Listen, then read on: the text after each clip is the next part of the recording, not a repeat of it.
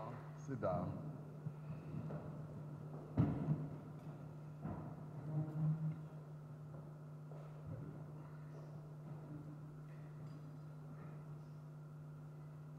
Thank you, Program Director. Jolene, what do they call you? Are you the President or Chairman or of the PGA? You like President more? There are 7 other people who also like that. There's a nice ring to it.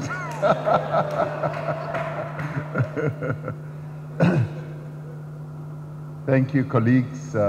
It's good to be here. I'm sorry it has taken so long to have this opportunity. It should have happened a lot earlier, but it's better late than never. And when you write your reports, just put that sentence in, that the Deputy President said it's better late than ever. Let me start off by thanking you for the work that you do. When the program people in my office had inserted it in my diary, I saw PGA and I jumped for joy and I said, at last they're going to allow me to go play golf. But gladly it was the Press Gallery Association, Parliamentary Gallery Association. So it's a pleasure to be here. And I was last here in 2014, and we were discussing about a number of interesting things.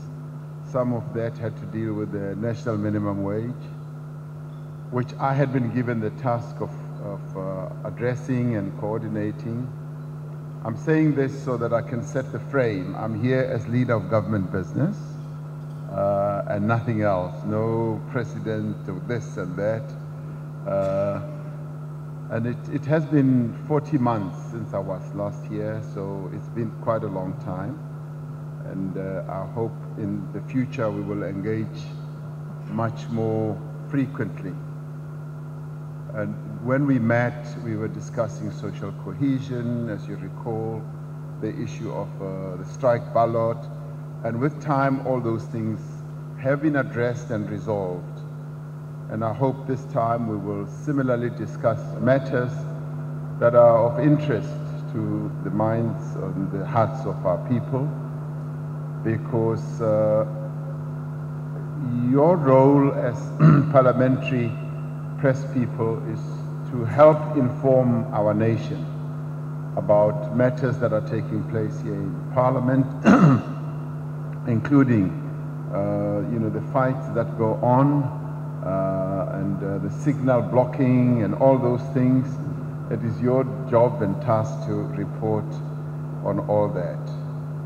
When we last met, the engagement that I had with you was coordinated by Ronnie Mamwepa, who, as we all know, passed on, and we continue to remember him fondly, because in many things that he did, he had formed a very close professional relationship with many of you, and I still meet quite a lot of you who say they continue to miss Ronnie and the role that he played, because he clearly understood the media and the type of terrain that you operate in. And I think in a number of ways he tried to engage with you in a very professional and engaging way. And it is appropriate, therefore, as the parliamentary year is coming to an end, that we should reflect, I think, on the past 12 months of this institution and see to the extent to which this institution has executed the role that our people expect of it. With regard to government has sought to continue a robust, or to pursue a robust legislative program, that in many ways tried to advance the electoral mandate of this administration. During 2017, one could say that 27 executive bills were placed before various portfolio committees in the National Assembly, including the Critical Infrastructure Protection Bill, the Labor Relations Amendment Bill, which is close to the hearts of many people, including myself, and the Basic Conditions of Employment Act, and of course, the National Minimum Wage Bill.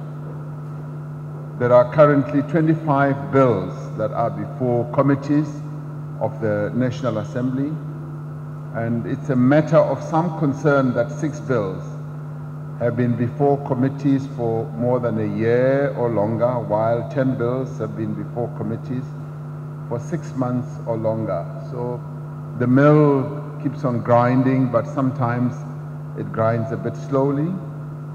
And various members of the executive, including a number of ministers, have come before these committees, some of the parliamentary committees, to give account to ad hoc committees or these committees that were established on matters of national interest that they're dealing with.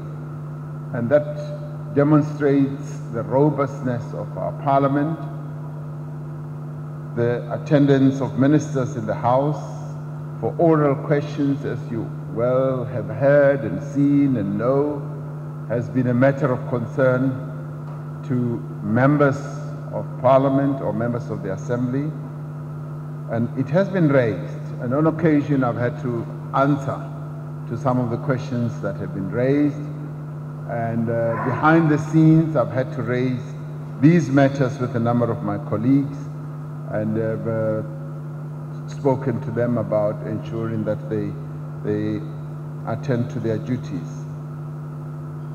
And as the interface between Parliament and the Executive, the office that we call the Office of the Leader of Government Business continues to work with Parliament, and on an ongoing basis we try to ensure that there is coordination as well as accountability. And I guess the level of accountability, I've always said, has to really be exercised by members of Parliament. And in a number of ways, this is beginning to take effect, because there was a time when members of Parliament were trying to load this on just one individual, which is the Leader of Government Business and the Deputy President.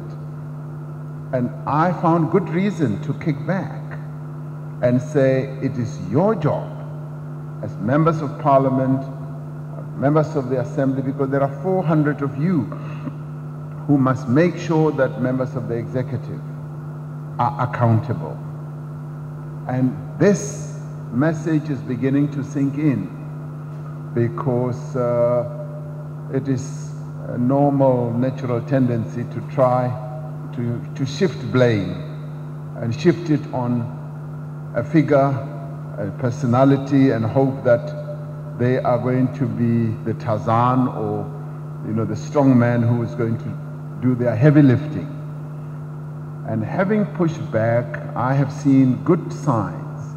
Some of them may be green shoots beginning to emerge, where members of Parliament are now beginning to take their responsibility seriously. So I think we are on a good track. While the number of questions that have been put to ministers is increasingly and steadily getting more and more, and the replies are also gaining in number. And as of this week, so you know, we will put it in our annual report, 4,236 written questions have been put by members of Parliament to members of the Executive, and we will tell you how many of those have been answered. Now, a number of other interesting things have been unfolding in our National Assembly and indeed in our Parliament. just day before yesterday, I wrote a congratulatory letter and put it in a sealed envelope to a member of the ACDP, congratulating her, member of Honorable Dudley, for having made history as the author of the first private member's bill to be passed by Parliament on a unanimous basis. And I paid tribute to her because the Labour Laws Amendment Bill, which she proposed, which enables fathers to take paternity leave, is quite historic. And she immediately walked across the divide, and I thought she was crossing, over to the ANC side, and she came and sat next to me and hugged me right in, I don't know whether you saw it, right in Parliament, thanking me for writing her letter. But I applauded her because that was history in the making.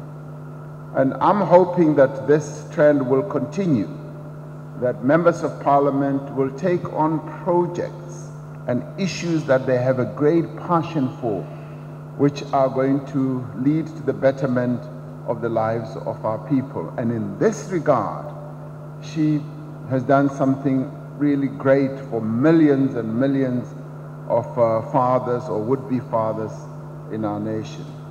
And one of the things that will stand out in 2017 is the growing confidence of Parliament to hold the executive to account. And this Parliament is increasingly becoming what the ANC said it wants Parliament to be. The ANC in its resolution said, we want an activist Parliament. And activist meant that we want a Parliament in which members of Parliament will show that they are alive and they take on issues and their job seriously, and they exercise their rights as members of Parliament within the framework of separation of powers by making the executive to account. And this has been demonstrated this year because many members of Parliament, through their committees and through their various other iterations, have spoken out. And the executive's relationship with the legislature is also strengthened by constructive engagement between the two spheres of the state in the course of the fulfillment of the constitutional responsibilities that we all have. Now, Parliament has successfully debated issues of importance such as violence against women, an eighth motion of no confidence in the President, the dissolution of the National Assembly and the nationalization of banks in our country, and significantly, Parliament has been more emphatic in exercising its responsibility to also do something that has been top of mind of the population of our country, the abuse of public resources and the capture of the state by outside interests. Now, through the inquiry into, for instance, the SABC, which was the one process that demonstrated that Parliament is becoming activist and is taking its task on seriously. And Parliament played a critical role just on the SAB issue to stop the rot that was going on in the SABC, and also helped to play a critical role to reposition the SABC. And today we have a repositioned SABC, and largely due to the role that has been played by Parliament. And now people can see that the SABC is really an asset that should serve the interests of our people. It has been similarly activist in its approach on the issue of social grants, once more demonstrating that it is an activist Parliament and it is there to advance the interests of ordinary people in our country. So our parliament this year has really distinguished itself well. And the inquiry that is currently underway into ESCOM, while not complete, is uncovering a network of patronage and graft that has been deeply embedded and entrenched in one of the country's most vital public companies. And the Portfolio Committee is doing its work. Now, as a country and as an institution and as a government, we cannot accept that representatives of our people should be threatened and should also be abused simply because they are doing their job, the job that they were elected for. And we've seen signs of that. And such inquiries may make some people uncomfortable. And they may also portray some sections of government in poor light, but they are vital to restoring the confidence of the people in the state as a whole. And a similar point can be made about the judiciary, that the judiciary has also played its role. And the last year has demonstrated that what it means to have a developmental judiciary as part of a developmental state. And in the interface of all these three arms of the state, one can see that there should be cooperation, there should be working together whilst they are independent and separate.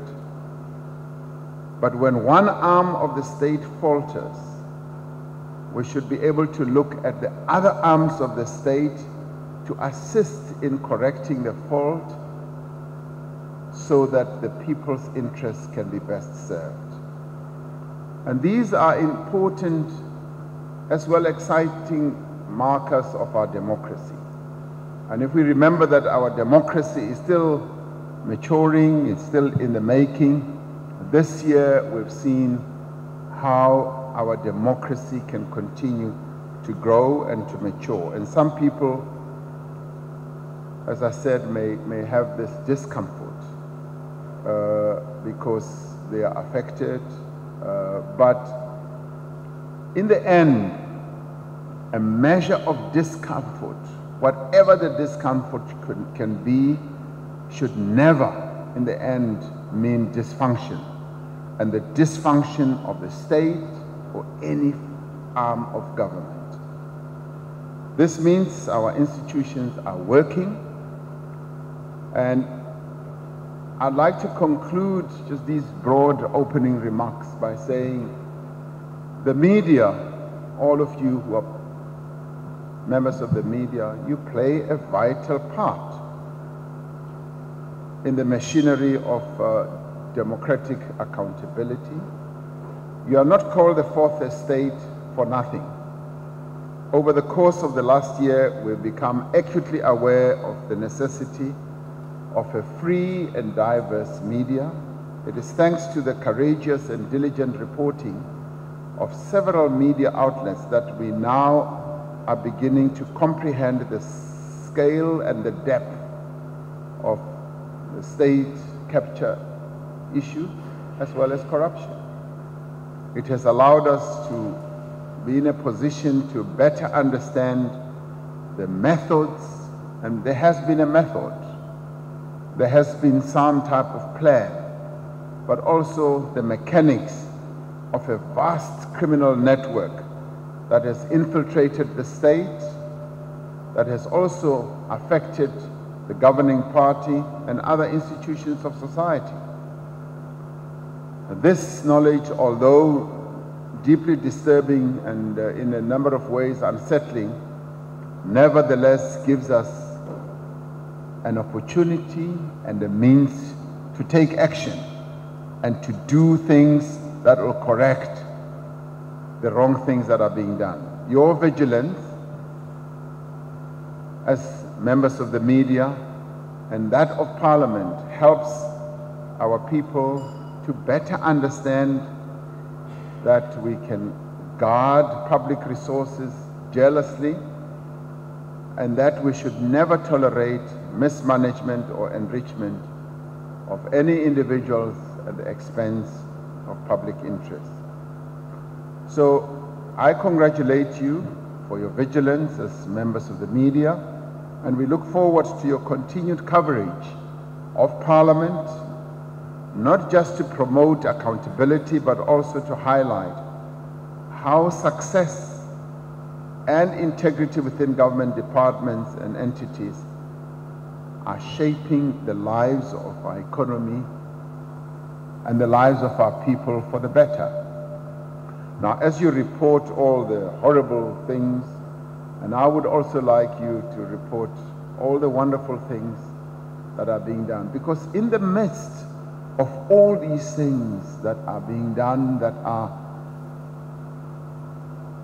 against the values of our Constitution, there are quite a number of wonderful things that are being done to improve the lives of our people.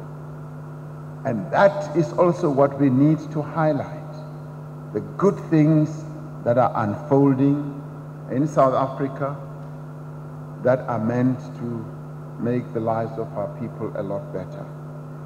And we hope that the oversight we have seen this year will lead us to a South Africa where our confidence will be restored and where we will be able to see more clearly the significant progress that is being made on a number of fronts. And one day, someday, you should be able to have a massive headline that is about the wonderful news and the wonderful things that government is also doing, and not just the negative. And I always say that yes, highlight the negatives, but also do promote the positives, because our people rely on yourselves to propagate what is happening in our country, what the government is doing, and what is happening in the state. So I think you should be balanced. Not that you are not, but as I say this, you've been doing a great job this year, and we thank you for that. And in a number of ways, your being here has also shown our people that our Parliament is a Parliament that is becoming activist, and our people possibly would never have been able to have sight of that if it was not for your efforts. So as you have been reporting about everything else that's happening, your reports about what's happening in Parliament have also been a great boon in the body politic of our country. And I thank you, and thank you for having me here. I should have come earlier, but thank you very much for being here. You want me to stay here?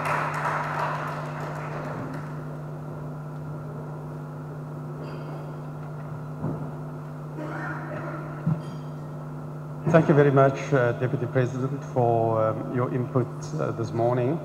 I think we'll proceed immediately to a first round of questions. I think we'll do them in batches of 3. Hopefully that's mutually manageable. I think I'll just ask you for some fairly full introductions as you get up, just to give us your name, organization you represent, and we'll take the first 3 now. Thank you.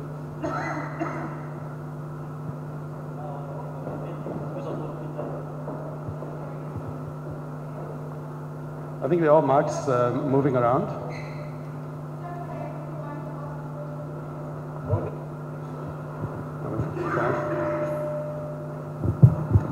We'll start at Sam's table.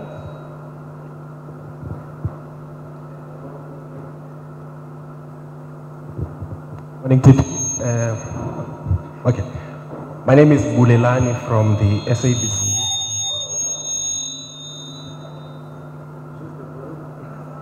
Yes. Okay, my name is Bulelani from.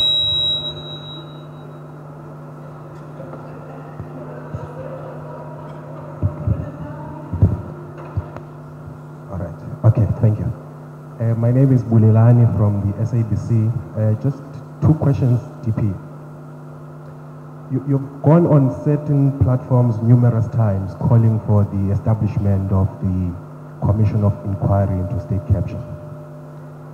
I think we can agree that you are the one person who's got proximity to the president. Why don't you directly engage with him in terms of establishing that inquiry? Why don't you directly engage with him in terms of establishing that inquiry? Have you made those attempts? The second question relates to the issue of Marikana. If you become the deputy president of the, you become the president of the country, how would you respond to the fact that you still have not reached out to those communities? Thank you, Chair.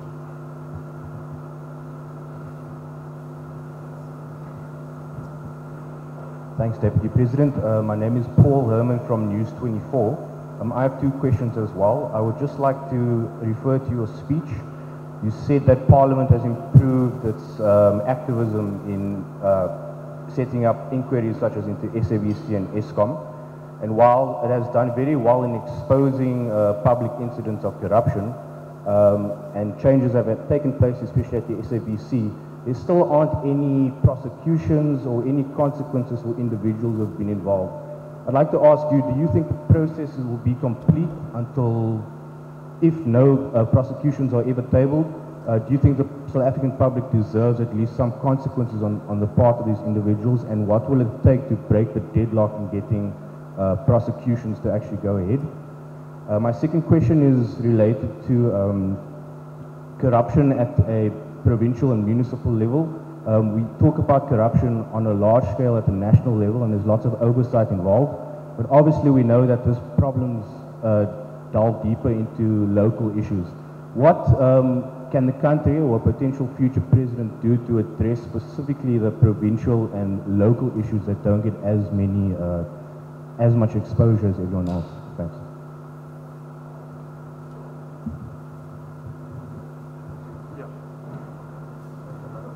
I think we'll take, so we'll take three. Jan? Thank you. Jan Janjeba for the Sunday Times. Mr. President, Deputy President, if you look at Parliament, then one of the more worrying parts is question time. You refer to people not even attending question time who are in Cabinet, but also those who do, and perhaps sometimes those who head Cabinet, don't always answer questions. Is there any way that the answer to a question can have an actual relation to the question asked?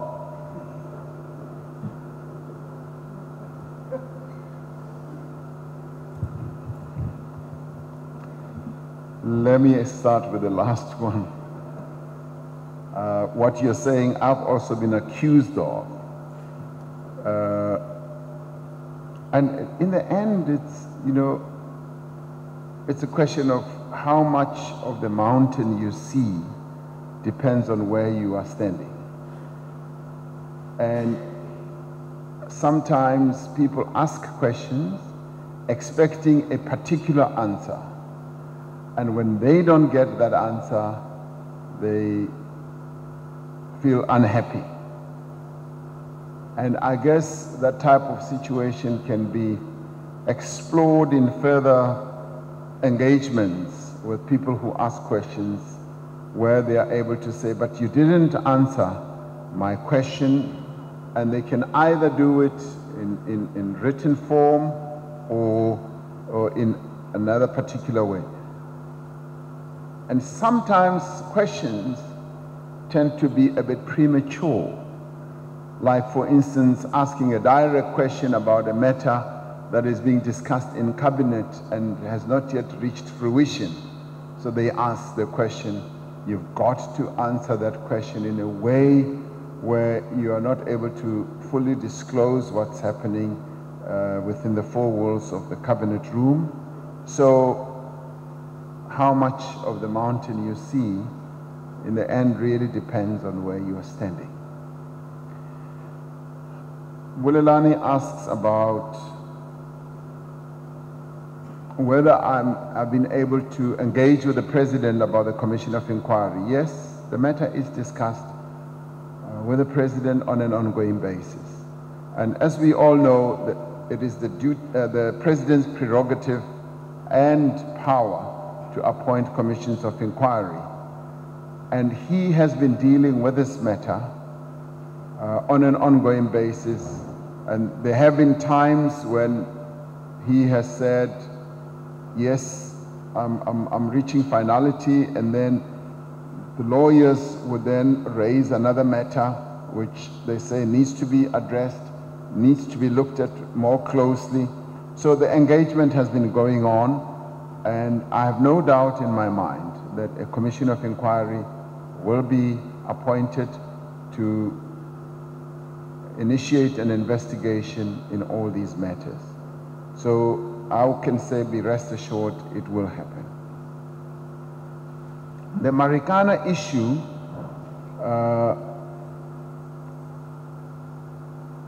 that one has not reached out to the community in Marikana is something that is not entirely true. I did go on record to say there are discussions and engagements that one has been involved in to try and do precisely that. And I think timing on this matter, which is a hurtful matter, which has brought a lot of pain to a number of people, is of the essence. So it should never be thought that this matter has just been left, it's not being addressed. It is a matter that is also being addressed at a number of levels. For instance, at government level, there is still the issue of dealing with the compensation. That is being addressed. And as for myself, it's not a matter that I have swept under the carpet. It's a matter that I know needs to be addressed, and timing is the important thing that one needs to look at here. Paul from News 24 says, notwithstanding all the things that have been done by various committees, there have been no prosecutions.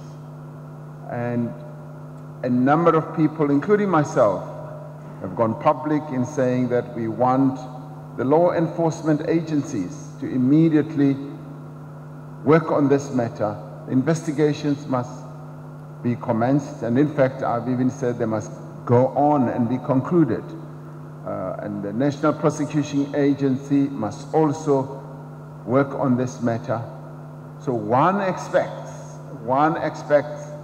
and hopes that that process is underway. I frankly do not believe that you could have had wrongdoing on such a grand scale and never have any form of accountability.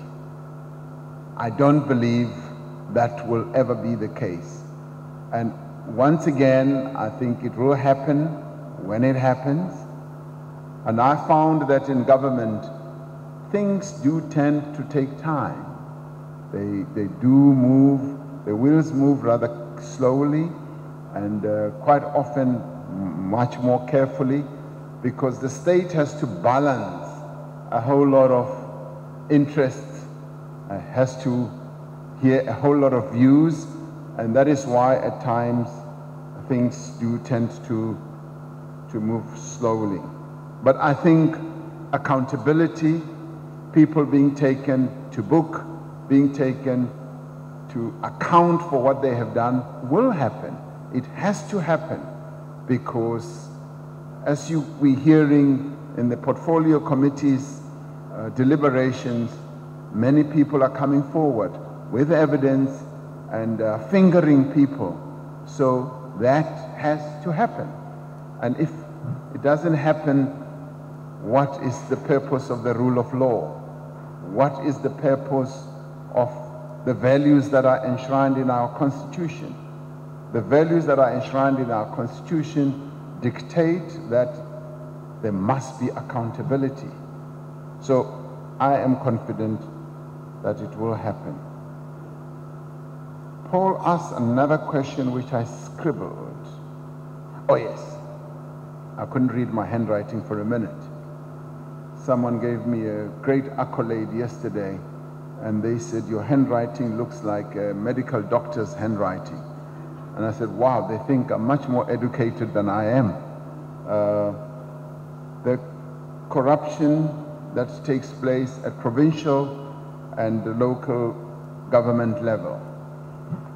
Now, clearly, there is a lot of wrongdoing that is taking place at various levels of government.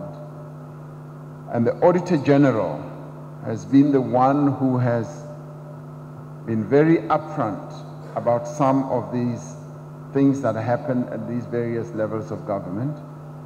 And it may look like no focus or attention is being paid to all this, but be rest assured that the Auditor General is the one, as he goes through the audit process of every government entity, comes up with all these issues that cause problems, corruption and fraud. So accountability is happening at that level. And may I say that quite often the level and intensity of accountability that happens is possibly what we do not see.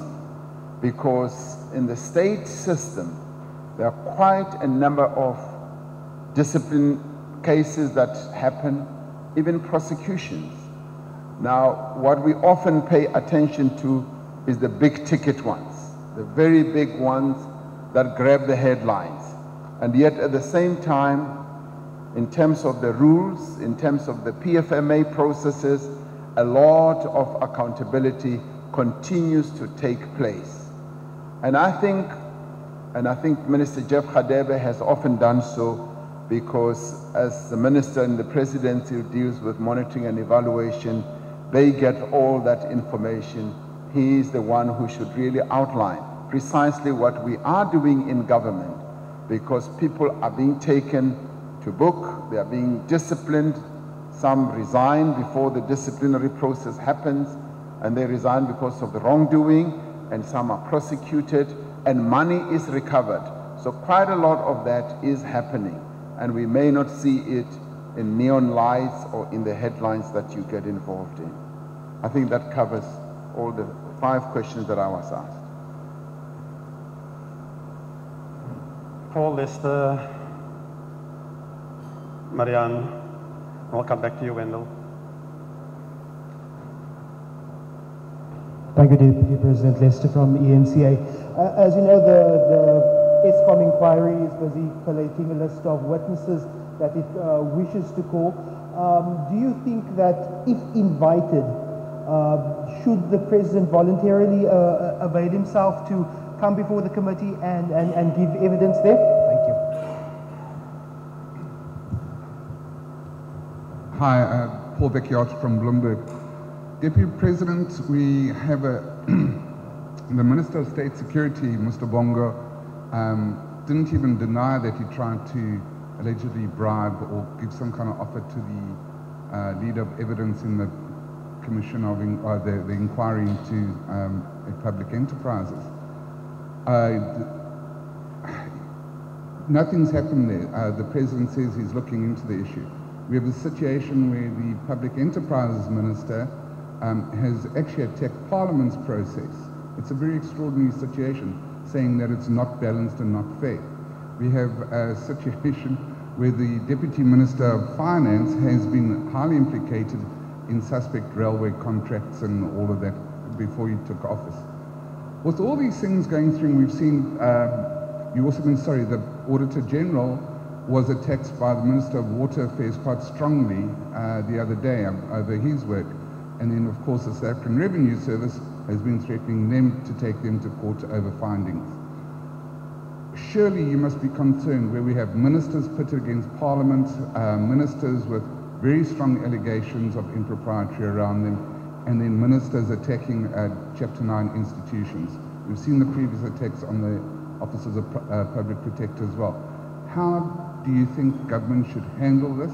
and especially the ruling party going into a very important elective conference. Thank you.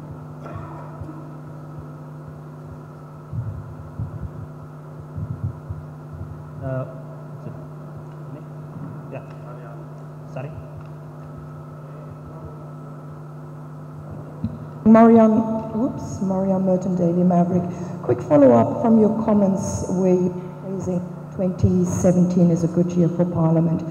Yes, there have been inquiries, but there's also been a lot of pushback and deep divisions in the ANC caucus. I see you decided to limit on leader of government business issues.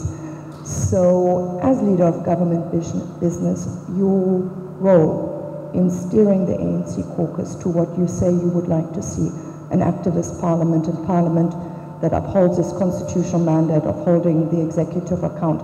How do you walk that line, especially that line in the run-up to a very bruising and very divisive ANC National Conference in December?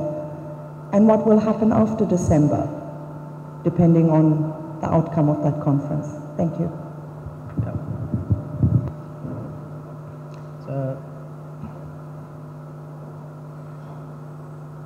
Wendell from Reuters. A follow-up on two issues that were touched on by my colleagues. The first relates to the notion of an activist parliament. I mean, you were seminally involved in the crafting of the constitution.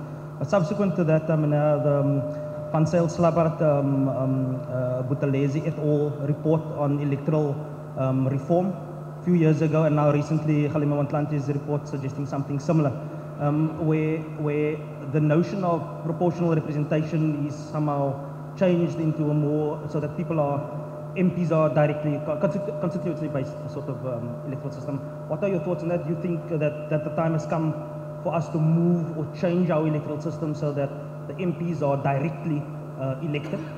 The second matter relates to post-colonial countries such as South Africa, the notion of the media, the big debate between lapdog or watchdog sort of thing. So you suggested, the importance of a free and independent media, but you also towards the end of your speech suggested, well, we should report on the good news. And yes, I suppose there is a point to be made for that. But the ANC has taken a very strong position in terms of its a media tribunal. Is this something that you support? Because there are fears that it could be used as a stick rather than a carrot, and it would be a kind of a punitive mechanism to regulate the media. The third matter, very briefly, relates to the ANC elective conference.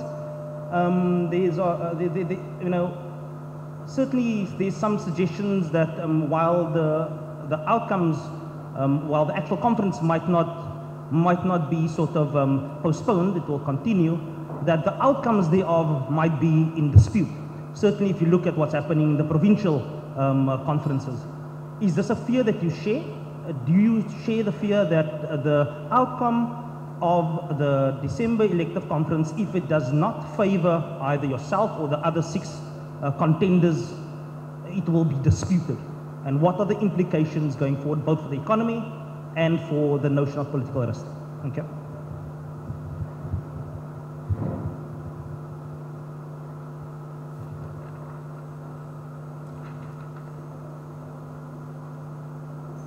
Okay, the first question. If the president is invited to come and testify, should he do so? Now, clearly, the committee will have to decide whether the president should come before the committee to come and testify. And once they have decided so, a view would then need to be taken as to should we get the head of state, who is not a member of parliament, obviously the others who are coming forward are not members of parliament, to come and testify. Now, Nelson Mandela went to court as president and one sought to demonstrate that even as you are head of the state, the head of government, you should never be above the law. And when an institution of the state, like a court, subpoenas you, you should be willing to go and testify. I went to the Farlam Commission. When I went, I was deputy president, and I was not absolved from going there to be accountable. Because when you occupy a position of trust, a position where you've been put by the people, you should be willing and able to demonstrate that indeed you are willing to subject yourself to the norms and the rules of accountability and go there. So the committee needs to deliberate. I don't know whether the matter has come up or maybe it's just a hypothetical question. But I've given you great markers. Nelson Mandela went to court and he was grilled. Wow, he was grilled. And in parts it was very humiliating, but he went through with it.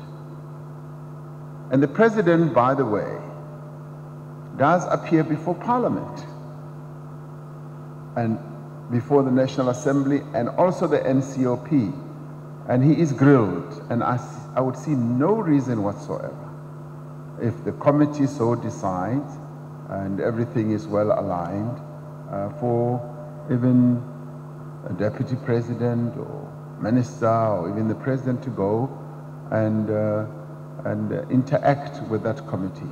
So in my view, it's a no-brainer, because you do it at the highest level, at the National Assembly, with 400 people in place, and with a committee there'll be about 20 people or so.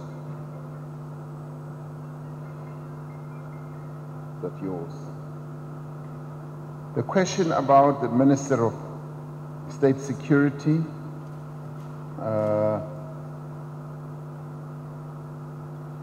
you are right, the President is looking into this matter. So this matter is being looked into. It has happened. We all now know that this thing happened and is being looked into.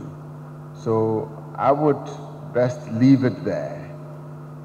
As regards to others, how should government continue to handle issues where people are either implicated or there are issues around them? That too is a matter that should be handled by the governing party. The governing party, and I think you correctly alluded to that, is the one that should handle these matters. And my view is that it should handle these matters from the perspective of the concerns that are raised by the electorate. Because in the end, we are all accountable to the electorate. We are accountable to the people. And when these matters, and some are often allegations, some often have, some truth underpinning them, but in this case, the President is attending to it, and in the broader sense, the governing party should listen and pay heed to the views of the people. Mariam asks how you manage, for instance, things in the caucus where there are differences. And I think in any caucus you'll find that people have differences which we have seen being played out this very week. And it shows that there is no one monolithic view on a number of issues. And as we live in a free country, people have the right to express their views, their different views. And there were some members in the ANC caucus who felt that this debate that ensued the other day on state capture should not happen. And as it turned out, the debate happened, and it happened, in my view, in the most positive way, because all sides, those who spoke were able to express their views. Those on the ANC side also expressed their views. And those people that I spoke to after that debate, even those who had doubts about the issue of the ANC, either chief whip, the ANC itself having allowed this debate to have happened, felt that the heavens did not fall in. No cloud from the heavens fell in, and rather than anything else, it repositioned the issue that the committee is dealing with in a proper manner. And those who said, yes, the debate was a bit premature to a point, were also right in saying, maybe we should have had the debate a little later, after the committee has finished its process. But then again, these are issues which lawyers would say are points that are being raised in limine as the matter is unfolding. And I don't believe that there's anything that we should be overly concerned about with regard to this matter. And obviously the ANC itself has to handle the differences within its own ranks. These are matters that the ANC must debate, must come to terms with. As regards the conference, I seemed to hear you say, what will I do after the conference? You know, after the conference, I intend to go on a little bit of a holiday and rest from this grueling year that we've had. And whatever the outcome is of this conference, I intend to do just that. Which leads me, Mariam, I'm pegging your question with another one that was raised. Well, if people are saying that there could be disputes that come out of this conference, I don't expect disputes to come out of this conference. One of the positive things that the president has done was to invite people to the Last Supper. So we all had this wonderful Last Supper. The only thing with, you know, our South Africans on social media now, they counterpose the supper that the president had with the 7 would-be presidential hopefuls, as they are called, with Jesus Christ's Last Supper. Now, that has a bit of an omen, because with Jesus Christ, there was Judas Iscariot. Now, this time around, I don't know who the Judas Iscariot is likely to be. So we should do a little bit of, you know, airbrush editing on this Last Supper. But that Last Supper that the president called was a most wonderful occasion. It was warm, people hugged each other, and I can promise you, no one had a dagger in their pocket that as they hug the other one, they'll stick the dagger in your gut. No one. Not that I looked for it, but no, not even that I had one. I promise you I didn't have it. So it was a very warm occasion. All 7 of us interacted very warmly, and the president's message was, and he was very clear, he says, I called you all just for one thing. I just want us to have an orderly conference, a dignified conference, a conference that will proceed so well. And each one of us spoke out in agreeing with the president that yes, we will want to have an orderly conference. And the president also said, I would like all of you to appeal to your supporters, that when they come to conference, they must be orderly, they must behave well. And we all said, yes, we will communicate that message across. And I've been doing precisely that.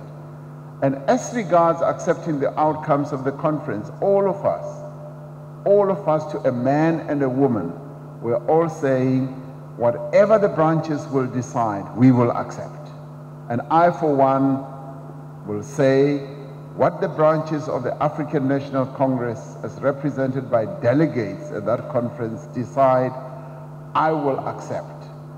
If I'm not successful, I've been nominated, I haven't accepted the nomination yet, still have to, but if I accept the nomination and I'm not successful, I will gladly, unreservedly accept the outcome of the decision of the delegates of the African National Congress.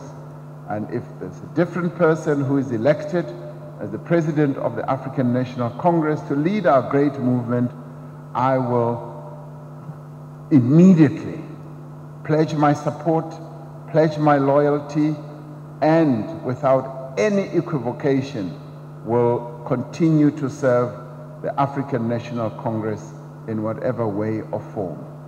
That is a pledge that I make, and I'd like to believe that everyone else, or the 7 of us, is making a similar pledge. So I don't expect any disputed outcome or any outcome to be disputed, and I will certainly not want to dispute any outcome. On electoral reform,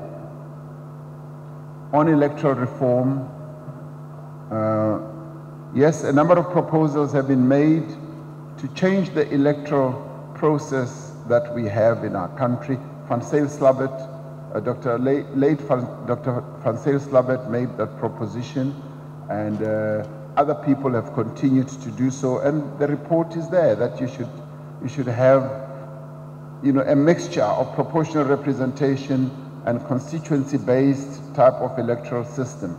And I think there is a lot that is positive in having a mixture or a hybrid. Right now we have proportional representation, and one of the reasons we opted for proportional representation is to make sure that we have a multi-party political system where every party is represented, which can gain the support of a number of people in our country, because the constituency-based system is a winner-takes-all type of system. And we asked ourselves, is that what we want? To wipe out all the small parties, is it what we want? And in the end, we said, no, we don't want that type of system. Hence, we opted for the proportional representation system. Now, I've been very active, as you know, as an envoy, as a facilitator in Lesotho. Lesotho have both. They have constituency-based, and after the electoral process is done, they then counter-impose a proportional representation, which enables all small parties also to participate. And there are pros and there are cons in that, and these are matters that we need to discuss and see how best they work. And yes, it is also very good to have members of parliament being directly responsible for particular constituencies, because the current system has a loose form of, you know, accountability to the actual electorate right at the level where you say you could have a constituency, and where you have been directly elected, it could be tighter.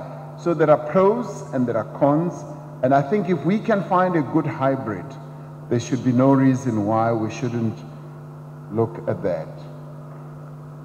The post-colonial sort of media architecture in our country,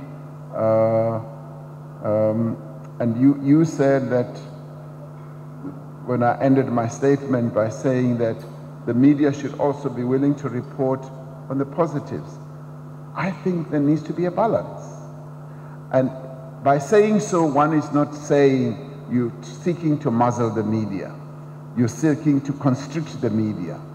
I've often even said to the media people that, you know, I'm a fly fisherman. I fish trout, and I've even said to them, you know, one day if I catch a really big trout fish, you should be willing to put it on the front page of the newspaper and say, look, somebody caught the biggest trout in the country, rather than, you know, this corruption, that corruption.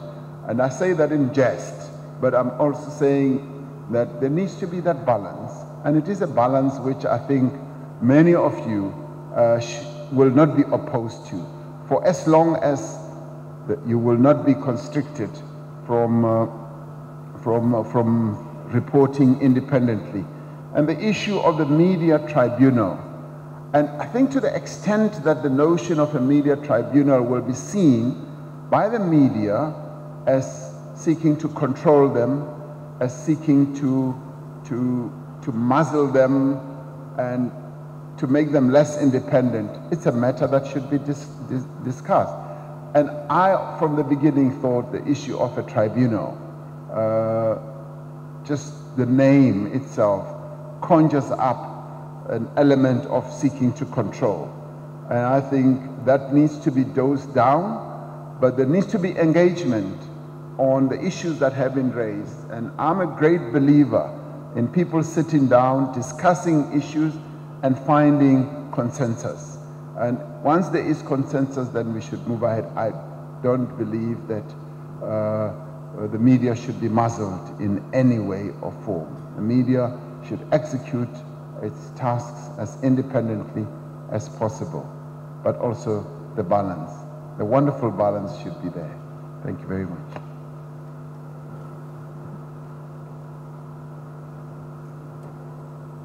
Sam? Joseph, Jan, Moira? I think we'll do this table and then we'll come to Basana's table. Thanks.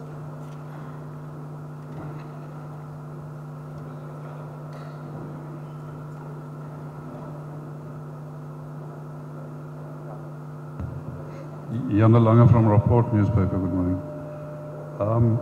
When one looks at Eskom and the finances at Eskom and its business model, its debt, its business model partly broken due to rising tariffs and declining sales, and you look at the budget as a whole and the influence, the exposure that the budget has to, state finance has to Eskom, one gets the impression and you wonder whether, how are we going to kickstart the economy without assistance from the IMF? And I'm wondering whether it's not better to go to the IMF. We all know that the IMF put strict conditions to its assistance.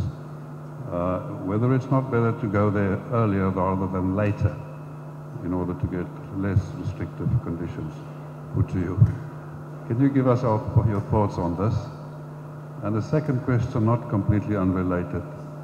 How do you rate the performance of the Presidential Fiscal Committee that was created earlier this year? And how do you see the way forward, the future role of this committee?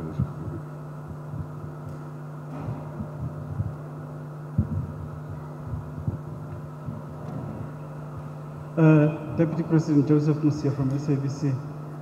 My question relates to the congratulatory letter you wrote to Ms. Dudley.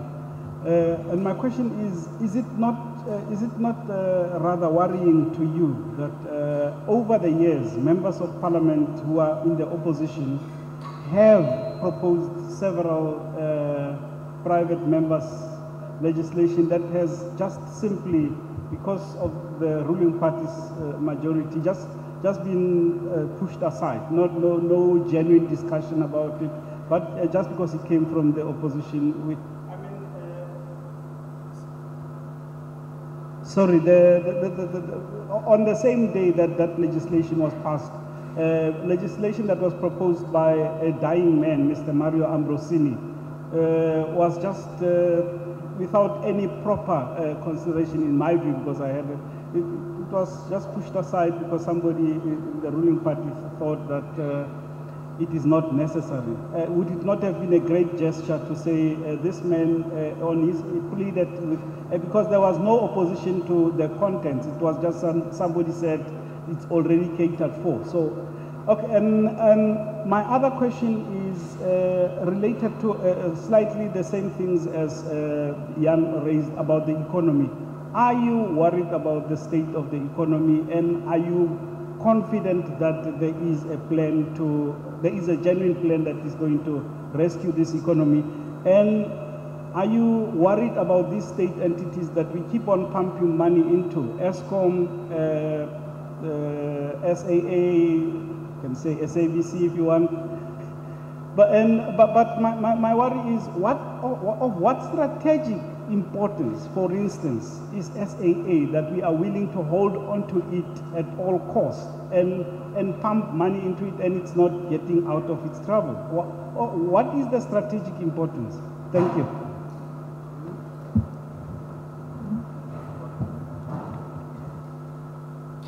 Moira. Hi. Morning, Deputy President, and thank you very much for this opportunity. The question that I want to ask goes to the conference, the electoral conference in December.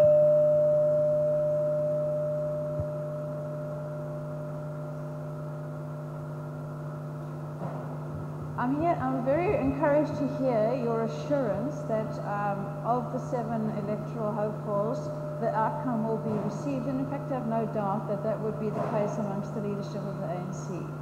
But what concerns me, and I wonder if it concerns you, is we have never seen the ANC in this country as divided as it is now. In fact, when you talk about the ANC, who exactly are you talking about? And my question to you is, whatever the outcome, do you think the membership, and I'm talking about the membership, maybe not even within the discipline of the branches, but membership on the ground is going to be as ready to accept the outcome? What if their candidate doesn't win? And are you not concerned about a future of greater instability for this country, whatever the outcome of the election?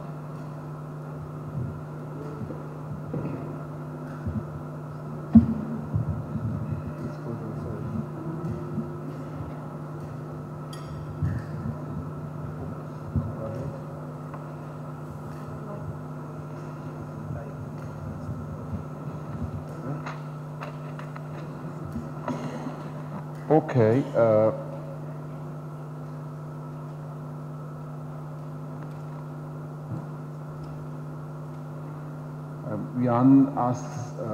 Jan de Lange asked a very pointed question, and I just want to cut to the chase. Why don't we go early to the IMF? Because Eskom is continuing to fracture. Its debt burden is quite huge, and now it's been downgraded once again, and seeing that it plays such an important role in the life of our economy, and that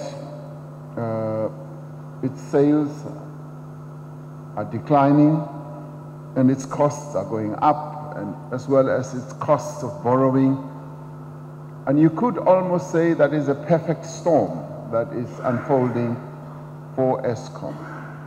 And the downgrading judgment, as if one can say, is based on issues of governance, largely issues of governance and financial stability. So those are important issues. And let me start there. Are those things that can be fixed? Most certainly so. Governance issues can be addressed, and in fact, the board of Eskom is being looked at as we speak, and we're going to reposition Eskom in a short space of time. So the governance one will be fixed. The issues of financial management and financial stability and all what's coming out now through these inquiries demonstrates how bad things were. And I don't believe that it can get any worse. We can't go much further down than where we are. And it's just as well that all those things have been brought to light, because now we know what to fix. We're going to go in there, get the right people for the job who are going to fix those issues and make sure that we shore up the fortunes of Eskom. Eskom is a huge company and plays a mighty role in the economy of our country and continues to keep the economy of our country running. And so therefore it needs to be properly stabilized at financial, operational, as well as at governance level, So it is the jewel of our country, the jewel of our economy, and we need to pay attention to it, and we will. We are going to do precisely that. And it is for that reason, fixing Eskom, shoring up its financial stability and governance, that we should not go to the IMF. Because once we go to the IMF, we in many, many ways are on the downward path. We are going to be sacrificing our independence in terms of the economic management of our country. We're also going to be sacrificing our sovereignty.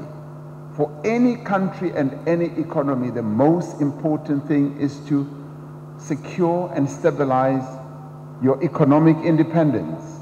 Much as we live in a globalized world where we have to interact with a whole number of other players in the global economy, but our sovereignty in terms of managing our economy is of paramount importance. And we cannot sacrifice that because of an entity like Eskom.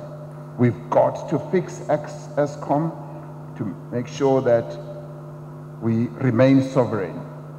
And yes, admittedly, the downgrading of Eskom could have broad-ranging ramifications for our economy, but now we've gone down and we cannot go any further downwards. We've got to start going up. That's why it's important to fix Eskom and ensure that the performance, not only of Eskom, by the way, but of all other state-owned enterprises.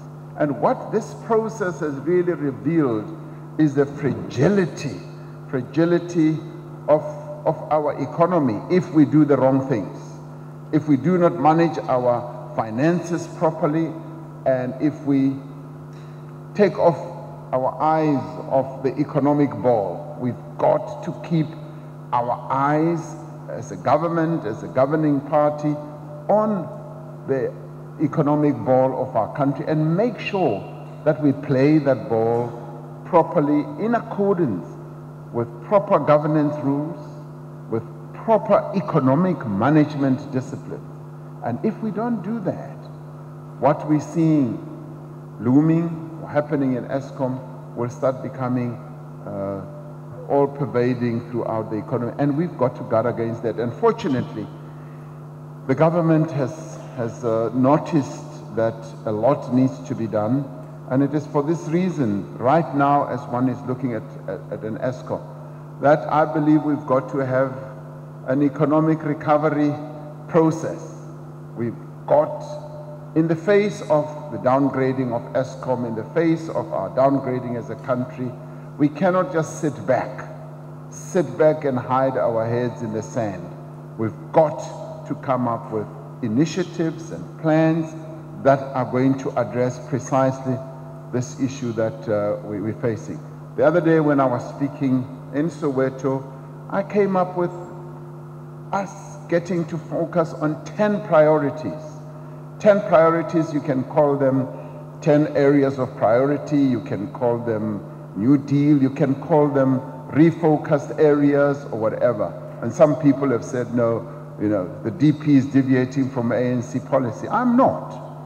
All those 10 priorities that I said should be focused on are within the broad framework and parameters of ANC policy, but more importantly, within the broad framework of the National Development Plan, because they speak to what needs to be done now. They speak to the actions we need to take. And all one is doing is saying, we're facing a really challenging situation, and we cannot just be harping on slogans. We now have to come up with clear action plans, which are part and parcel of the radical economic transformation. And my 10 priorities are priorities that give life, substance, and meaning to radical economic transformation, because they talk about jobs. What are we going to do in a very practical way to give substance to what radical economic transformation means when it comes to creation of jobs. And one is outlining is, this is what we need to do to create 1 million jobs. And I've called for an initiative where we get business, government, and everyone together and pledge that we're going to create 1 million jobs. 1 million jobs in manufacturing. Already we have proven that by working together as government, labor, business, we are able to create hope for our young people, and say, we will create 1 million internships, 1 million learnerships, 1 million job opportunities for you as young people. 300,000 starting from the 1st of January next year. And each time I've spoken about this, I've found young people sitting up because they need jobs. They want to be in employment. And so we cannot sit back and just harp on slogans without giving substance. So my 10 areas of priority are giving substance to that. And I'm also talking about how we on a massive basis are going to empower ordinary people. Because the radical economic transformation that we often talk about does not give substance to that. How is Umamu Dlamini, Umamu Matebula going to benefit from radical economic transformation? We must be able to give substance to that. And so therefore, the one area of priority harps on that and gives substance to that. And so it's a recovery plan that we need to put in place. And that recovery plan must keep us away from the IMF. It must not take us to the IMF. Yes, the IMF will impose certain strictures, certain conditions on us. They will say, we're giving you this loan, however many billions of dollars, and they'll say, this is what you must do. By so doing, you've given up your sovereignty. You've given up your independence. And one of the scary things with that would be the strictures they could put on us on social spending. Now, we are one government that has, in a very unprecedented way, focused on social spending to alleviate the poverty that our people are going through. And we have said we are not going to cut back on the social spending. And this one sees because of the poverty that still prevails in our country. And going to the IMF, we might end up with a situation where they say, this electricity that you're dispensing or subsidizing to the poor and indigent, do away with it. What then happens?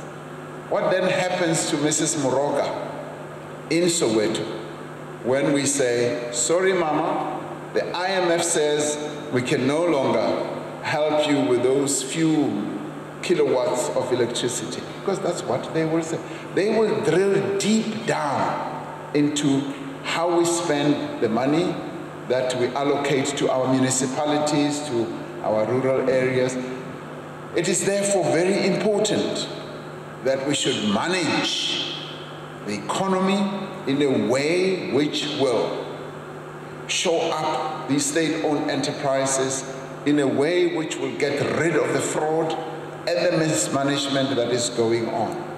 This is one of the most important things that we have to do. Because if we do not do that, then we are in the clutches of the IMF. And this one says because we've gotten so close to that situation that we've got to pull back. We've gotten close to the precipice. We must pull back. The wrongdoing, the fraud, the corruption has taken us to the brink of that precipice. And we must pull back. And that has to be a natural reaction on our side. The issue of Dudley initiative and the Ambrosini one. You know, I see it in positive light. Actually, I'm rather pleased because, you see, it is for me beginning to show that we do not have a solely governing party-dominated parliament. It shows that we've got a true multi-party parliament where every party can play a role in advancing the interests of the people of South Africa. We are all elected by our people to advance their interests. And for me, when Dudley, yes, Ambrosini, the late, and may his soul rest in peace, Ambrosini comes up with an initiative, I am glad that my party did not kick against that. I am glad that my party did not say no to Dudley just because she happens to be ACDP. And this is where working together, collaborating, doing things together has greater credence. So I was very proud when Dudley did that.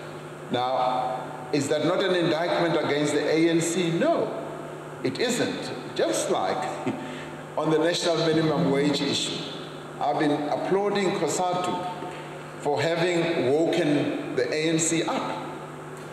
COSATU said, there's a clause in the Freedom Charter which we reminded you about. We want you now to wake up and make sure that it is realized.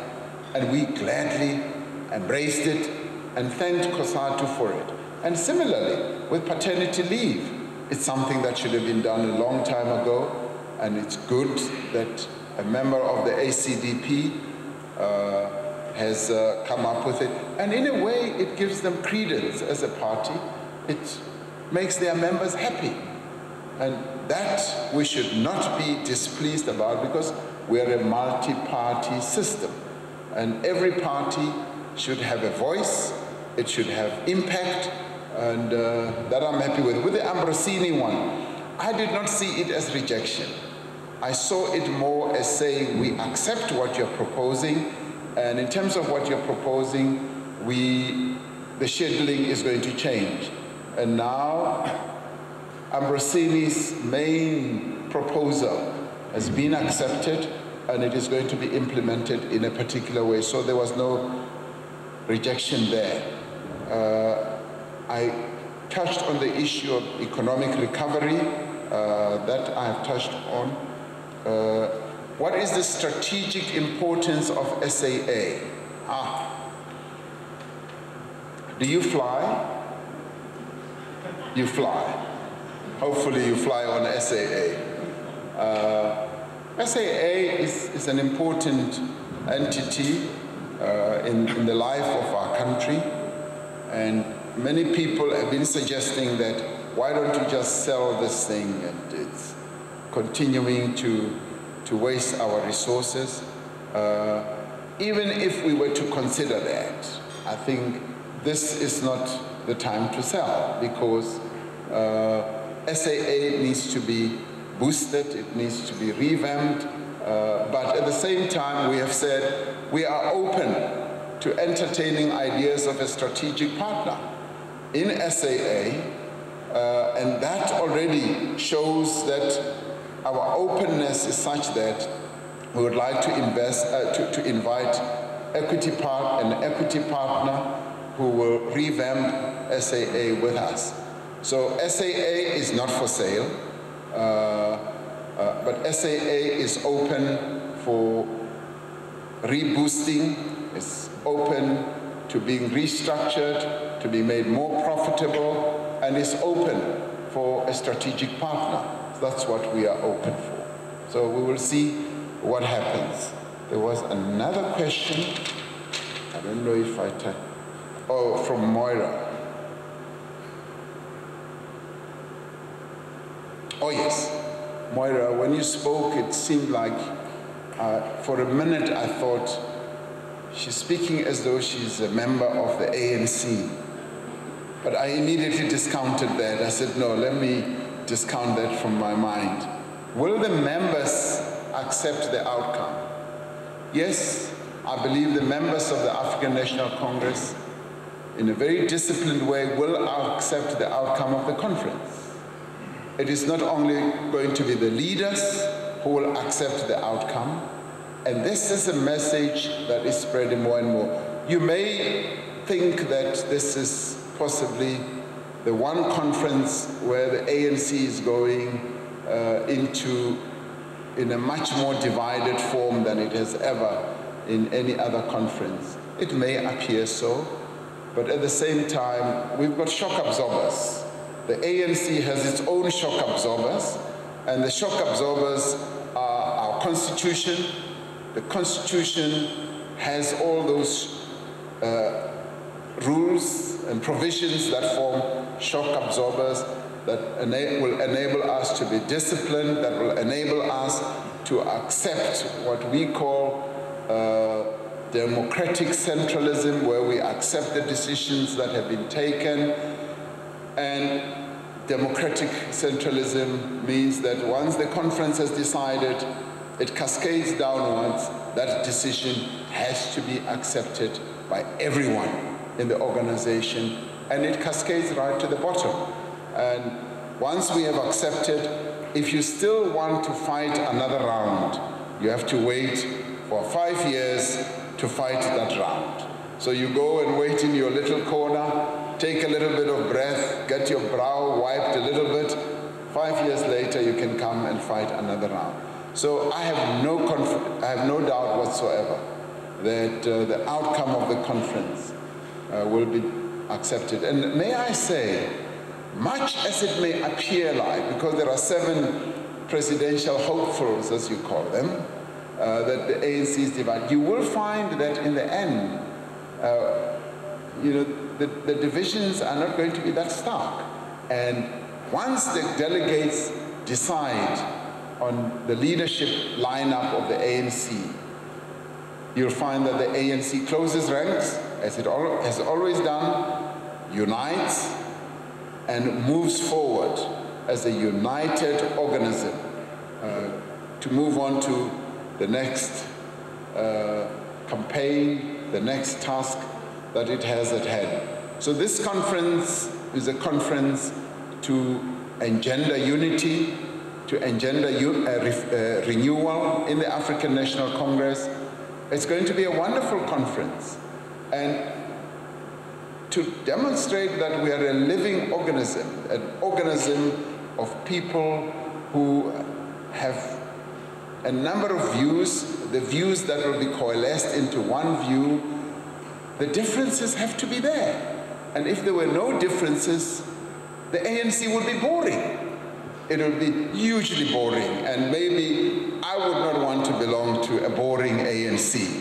So the differences means that it's exciting, it's intellectually stimulating, and that is why you have an organization. So let's not look at it from the dark side. Let's look at it from the bright side, and it's going to be a wonderful conference, and the membership will welcome. In fact, the entire membership is waiting for the outcome of this conference to accept, to embrace, and to charge ahead.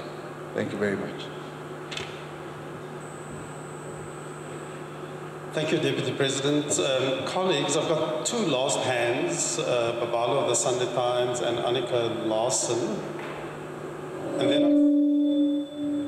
And then I'm wondering if beyond that we could perhaps persuade the 3 questioners at DP's table to perhaps while they're dishing, if other colleagues could join DP just to get their questions in. I hope that's acceptable. I mean, it would be terrible, because breakfast is here, it would be terrible for our democracy if the PGA itself was complicit in wasteful and fruitless expenditure by not having breakfast.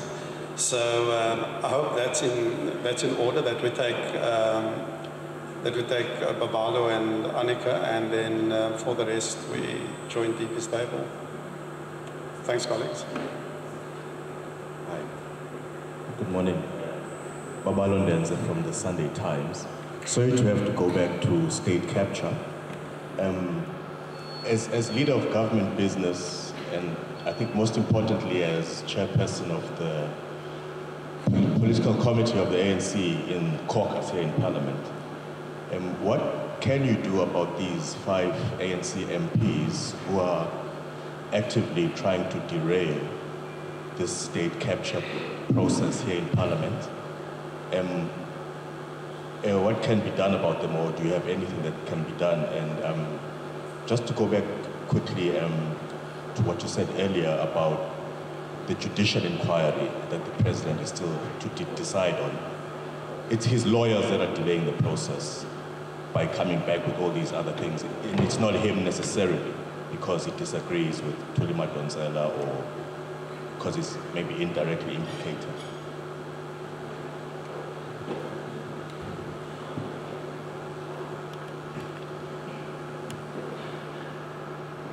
Thank you, Deputy President. Annika Larsen from ENCA. 2 questions. Do you think that the conference will go ahead as scheduled, considering what happened in the Free State yesterday? And should you become president of the country next year, in 2019, would you consider giving President Jacob Zuma amnesty from prosecution? Thank you.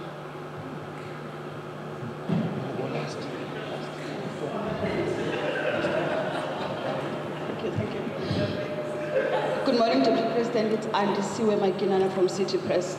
Deputy President, there is a view in the ANC and also in the larger community that state capture, the investigation, can't be confined to maybe the Gupta family or to what has been happening over the past 5-10 years, and that the investigation has to go back to 1652 and beyond.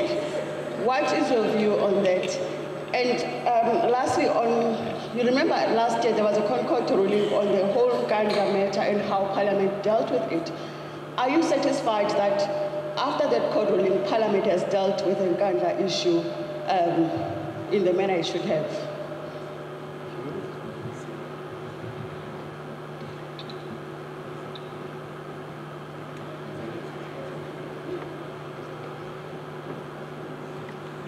So you're saving the best for last. They are certainly the best for last, all these 3 questions. The MPs who spoke out against the chief whip. Now, that is a serious matter of concern. And in my view, for members of Parliament like that to have attacked their own chief whip in the most public way in which they did shows great indiscipline. Because if they had concerns about the chief whip, they should have raised it within the party.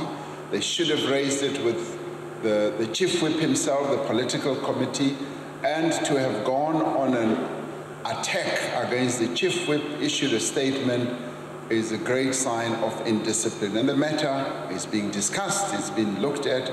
I take a very dim view of just the manner in which this issue was raised. And the other problem, of course, is that they came across, and this is how it is being sort of looked at and interpreted, as being people who are in favor of state capture. And I don't believe that is how they would like to be depicted, don't believe that is how they would like to be seen. But the matter is being looked into. The issue of the inquiry, you say that the inquiry is being delayed by lawyers, and lawyers have their fingerprints all over this matter. They've been dealing with this matter with the president and looking very closely at it. And of course, as you all know, the courts have also intervened, and we await the judgment of the court. And I guess once that judgment has come out, things will be a lot clearer. The president has said that he will then be able to act, and that he has said on record. On the issue of amnesty for the president, I think the issue does not arise because one, the issue of the charges that have been preferred and withdrawn against the president is before the courts. That matter is being currently entertained, and let us allow that to happen, because the NPA, rather, after the courts had ruled, the NPA has given the president an opportunity to make representations. And let us allow that process to unfold, to see how the representation will be able to influence the NPA in one way or another. So I think, you know, any thought of things like amnesty and all that are completely premature. We need to allow that process to unfold, and once we know what the actual situation is, then one can take a view and see where on state capture. Let me start with the Nkandla one. Do I believe that we erred in the light of the decision that was taken by the Constitutional Court? Clearly, the Constitutional Court came out and not necessarily rebuked, but said Parliament had not executed the task and the duty that it had. And I think we must accept that.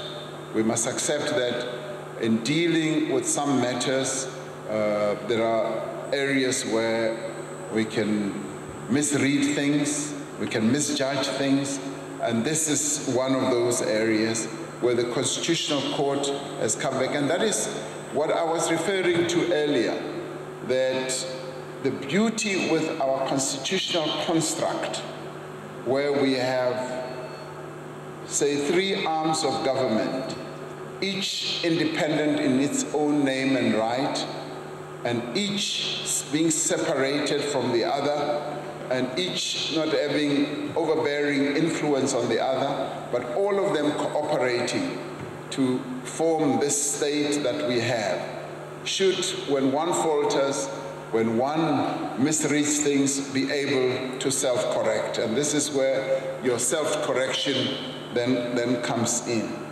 The pointed question on state capture, just remind me what it actually was, and see. Just. No, it was on whether, Deputy President, do you look at what has been happening with regard to the Gupta family? Yes. Oh, yes. Now I know what you're saying. Yes, there has been a temptation by many when issues of corruption, and in this case, state capture, are raised, identified, for people to try and find an excuse not to address what is being raised by trying to go back to the past and say, but what about the others? And one wrong thing that is happening cannot be easily wiped out or corrected by citing something that happened in 1652. We need to address the issue that's on the table now. And to the extent that we have the information, the evidence that demonstrate that during the apartheid era, there was such massive corruption, massive wrongdoing, that too needs to be looked at. It basically means that, yes, it must be looked at, but we should not delay.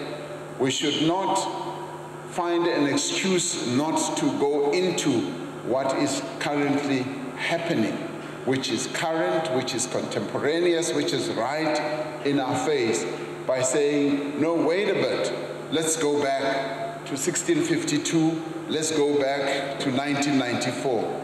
All these things that have plundered the resources of our people must, of course, be looked at. But we cannot say we will not look at this current one because there was another one in 1994 or prior to 1994 which should have been looked at, so therefore we should do them all together. Every one must be looked at on its own merits, And we must deal with the current one, because the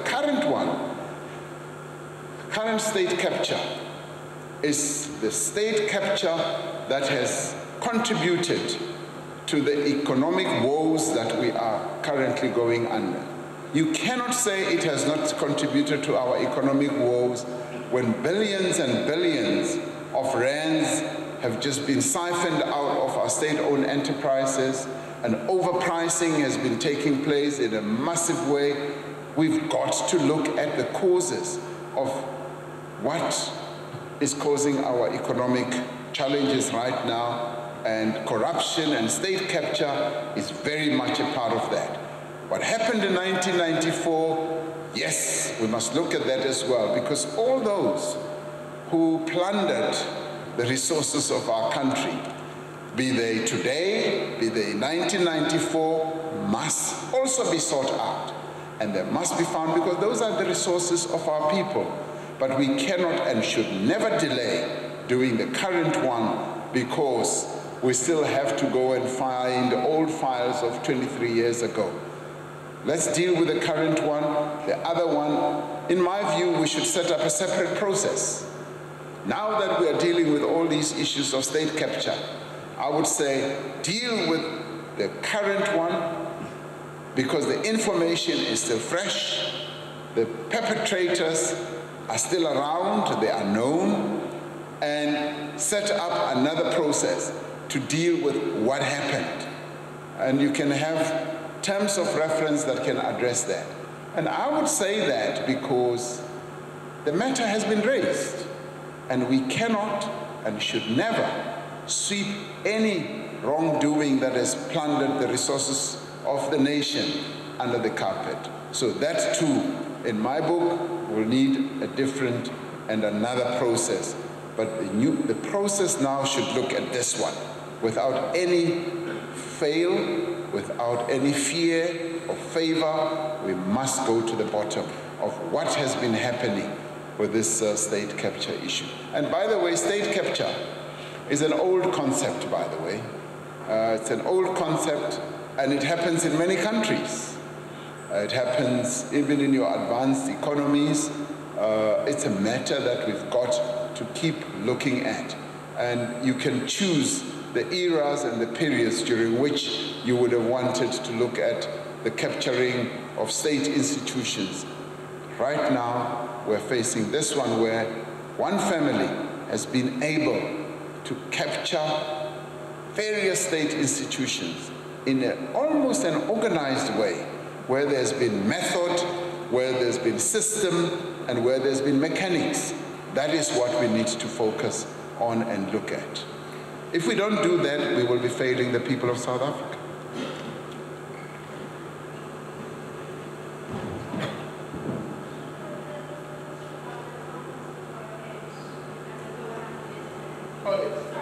No, that's all right. Will the conference be able to go ahead, and particularly also in the light of what happened in the Free State, and you can say even what happened in the Eastern Cape? Yes, it will go ahead. For instance, with the Free State, my understanding of that court judgment is that it deals with their process towards holding a provincial conference. What has now happened is that they've held their BGMs to nominate, firstly, the leaders that they would like to have elected at the elective national conference, and they have also had the choice of delegates. So there are two processes. That is my understanding, subject to what the legal eagles will say, of course. And on that basis, the participation of the Free State should not be compromised at all at the conference. And indeed, this Last Supper, and then this Last Supper, I forgot to mention that it was followed up with a meeting that the officials had with the would-be presidential hopefuls, as well as provincial chairs and secretaries. And the message was the same even in that meeting. Let us make sure that We hold an orderly conference. Let us make sure that everything with regard to our conference goes well. So I am hopeful that the conference will go ahead without any hitch, without any doubt. Thank you very much.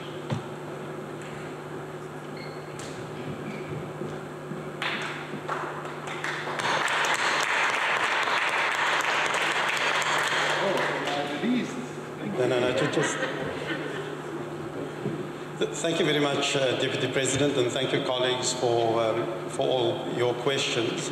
We're running slightly over time, and it's got nothing to do with the fact that the colonial clock at the back has been stuck on 8:45 since, I don't know, 1948. But before we tuck into breakfast, I'm going to invite Paul just to pass a vote of thanks. And thank you, everyone.